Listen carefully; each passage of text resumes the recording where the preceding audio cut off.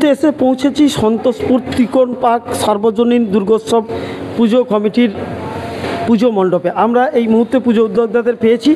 আপনাদের কাছে যে বিষয়টা জানবো যে এই পুজোটা কত বছরের?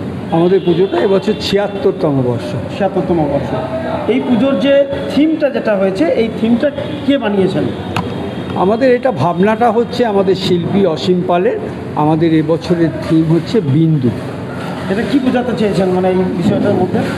এটা মানে একটা যে টোটাল বিন্দু, আপনি একটা বিন্দু আমি একটা বিন্দু, কিন্তু আমাদের এখানে মেন ঠাকুরকে কেন্দ্র করে এটাকে বোঝাতে চেয়েছি যে ঠাকুরই হচ্ছে মেন, আমাদের প্রতিমাটাই হচ্ছে মেন, মূল বিন্দুটাই হচ্ছে। হ্যাঁ।